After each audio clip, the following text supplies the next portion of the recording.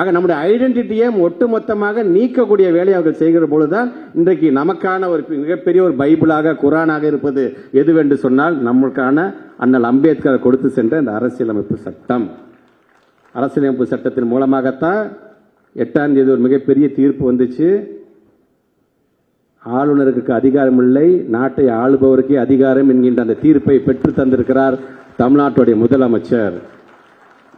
அதனால்தான் நான் பல நேரங்களில் சொல்லும்பொழுது கூட இந்த தீர்ப்பு எப்படி இருக்குது என்று சொன்னால், ஆளுநருக்கு ஒரு பெரிய ஒரு நடிகர் இருக்கார் அஜித் குமார்னு, அவர் படத்தில் வர ஒரு செய்தி மாதிரி தான் இந்த தீர்ப்பே வந்துச்சு.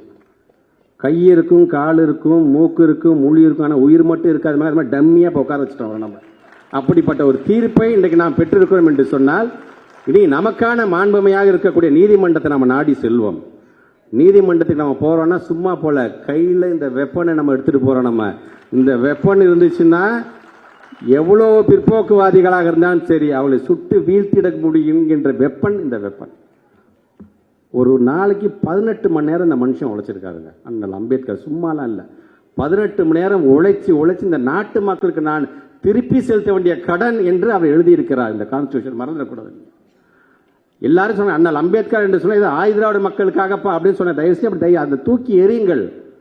அவர் அவருக்காகவே கிடையாது. பிற்போக்குவாதிகள் எவன் வந்தாலும் சரி அவனை தூக்கி அடிக்கக்கூடிய முதல் ஆளா யாரா இருப்பார் பார்த்தீங்கன்னா அண்ணல் அம்பேத்கர் இருப்பார். அதனால்தான் புயலாக சீறி பூகம்பமாக குலுங்கி புரட்சி செய்த புத்தன் என்று நம்முடைய முத்தமிழர் கலைஞர் அண்ணல் அம்பேத்கரை பற்றி சொல்லியிருக்கிறார். சாதி என்கின்ற 1000 ஆண்டு அழுக்கினை அறிவென்னும் தீப்பந்தம் கொண்டு பொசுக்கிய புரட்சியாளர் என்று நம்முடைய மாண்பு தமிழ்நாட்டு முதலமைச்சர் சொல்லுகிறார். ஆக அப்படிப்பட்ட அண்ணல் அம்பேத்கருடைய பிறந்த நாளை தான் இன்றைக்கு சமத்துவ நாளாக இன்றைக்கு பட்டி தொட்டியெல்லாம் இன்னைக்கு உறுதியேற்று நாம் கொண்டாடுகிறோம் என்பதை நீங்க மறந்துடக்கூடாது. பிளே ஸ்டோர் மற்றும் ஆப் ஸ்டோரில் இருந்து பாலிமர் செயலியை QR கோடு மூலம் பதிவிறக்கம் செய்யுங்கள்.